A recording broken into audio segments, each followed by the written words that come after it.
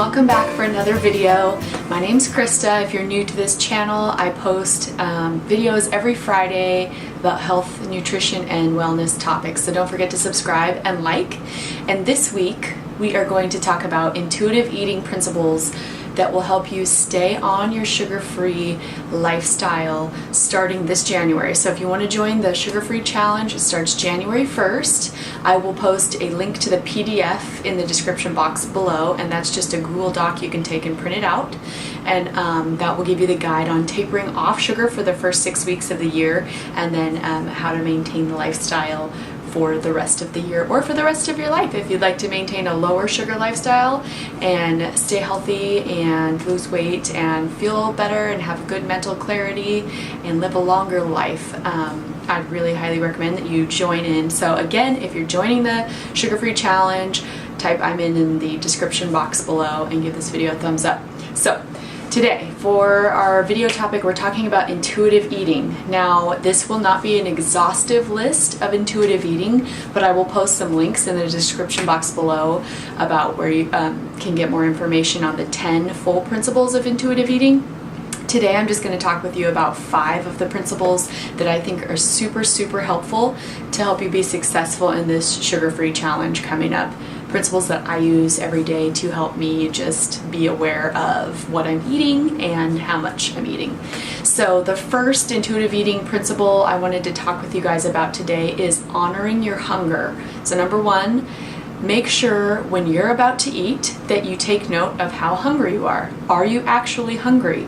On a 1 to 10 scale, a 1 being not really hungry at all and a 10 being I'm so hungry I could eat a horse. How hungry are you? And on that scale, kind of decide where you would like to be when you want to start eating. So if you think a 4 or a 5 rating on the 1 to 10 scale is a good amount of hunger to experience before you go and grab something to eat.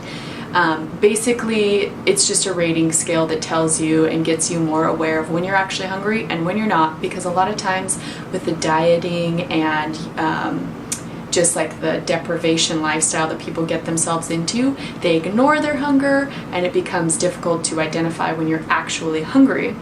So when you're actually hungry, you're more likely to make better choices with your food because you're truly hungry and you're not just craving something for an emotional comfort or because you're bored, etc., etc. So the first one is going to be honoring your hunger. Every time you're about to eat something, assess how hungry you are on that 1 to 10 scale. If you're about a 4 or 5, then you're probably hungry enough to grab a snack. If you're hungrier than that, maybe a meal. All right? So that's the first principle of intuitive eating that I want to talk with you about today. And the second one that has to do with the first one is respecting your fullness as well. So honoring your hunger, respecting your fullness is the second one. So take note as you're eating. How does your stomach feel? Are you getting more full? Are you feeling full to the point where you'd be satisfied? Slow down your eating and take note of how full you're getting. Do you feel the stretch in your stomach? Are you feeling satisfied? Is the food starting to taste not as good because you are not hungry anymore? Because in the beginning, when you first start eating, it tastes super good because you're hungry. And then toward the middle or end of your meal, when you're becoming less hungry and more satisfied, the food doesn't taste as good because your body's kind of subtly giving you hints that you're almost done eating, that you need to be almost done eating. Okay, so that's number 2, honor your fullness. So it's all about being mindful. Are you hungry? Are you full? The third intuitive eating tip is to discover the satisfaction factor. And in my PDF, I talk a lot about this with our journaling and stuff like that. But one of the most important things you're going to do when you're eating is try and slow down. Chew your food multiple times. Chew your food until it becomes liquid in your mouth. Really taste the food on all corners of your tongue. Slow it down, eat in a non-distracting environment. So don't have the TV on, don't be on your cell phone. Having meals with other people is good, but just make sure that you're being really conscious of what you're eating, how it feels going down, how it tastes, how full you're getting as you're eating it. That is really going to help you stop before you're totally overly full. That's going to help you be satisfied earlier and eat less in general. And then especially when it comes to like the sweet things that you're going to occasionally be eating, It'll help you to really enjoy that so that you get the full enjoyment out of it, and then you can put it down and not feel like you need to snarf the rest of it, like sometimes happens with sweet things especially. So another principle number 4 is going to be to honor your feelings without using food. So this principle is really helpful because sometimes you're going to the pantry and you're like, I don't know if I'm really hungry. Why am I getting into the pantry right now? So that is one of those indicators that you're probably not hungry and you have another need that you're trying to get fulfilled by eating. So just like you're going to note how hungry you are, note how you feel at the beginning of a meal or before you're considering eating something. And take inventory of your emotional state and think, am I upset or am I bored or am I excited or what am I feeling right now? And is that why I want to eat?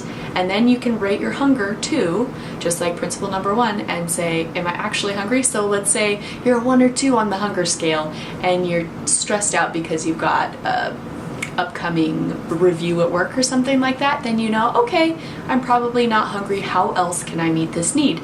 And then if you decide that you're truly not hungry, there's many other ways you can meet a need. The 5th principle is going to be one of those ways, but we'll talk about that in just a minute. You could drink a glass of tea with a little bit of honey in it if you need something sweet. You can go on a nice long walk, call up a friend or FaceTime with a friend, read a book, do anything that you find enjoyable personally. So if you have a hobby or if you're into artwork or if you're into photography or anything that makes you feel happy and fulfilled and like you are doing something that would distract you also from the craving to eat something when you're not truly hungry, go do that and then see how you feel after. You can reassess after. And if you still feel like you really want to eat that thing, then go ahead and have a little bit of it. But don't forget to honor your hunger, honor your fullness, and find that satisfaction factor while you're eating, okay? So the last and final intuitive eating principle that I'm going to talk with you about today is exercise. And this one's super important when you're doing any type of lifestyle change because it will keep you in balance. And what I mean by that is you're going to be thinking about food a lot more. When you're changing your lifestyle surrounding food, it causes you to sometimes fixate on food in general. So you're thinking about it a lot, you're noticing cravings more. Exercise is going to help you, first of all, be distracted slightly from that, and also to really get a good hunger built up. So when you assess your hunger at the beginning of a meal, you're going to say, how hungry am I? Well, I just went for a 3-mile run. I'm at a 7 or an 8. Whereas if you were sedentary all day, you might be at a 1 or 2. So it really does. It helps ramp up your metabolism. It expedites the weight loss process. It helps detoxify your system, especially when you're going off of sugar.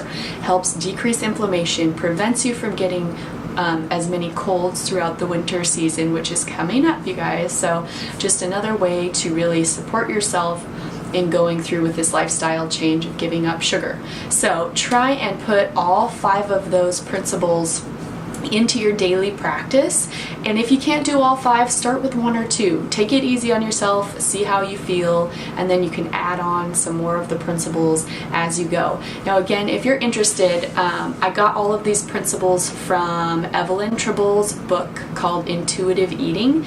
I think you can download it on Audible, and you can also buy it off Amazon, and that's where I got it. And also Lauren Fowler, who I will link in the description box below, has a great website about intuitive eating as well, and you can find all kinds of information there. So I think that these 5 steps are really going to help you in your lifestyle change.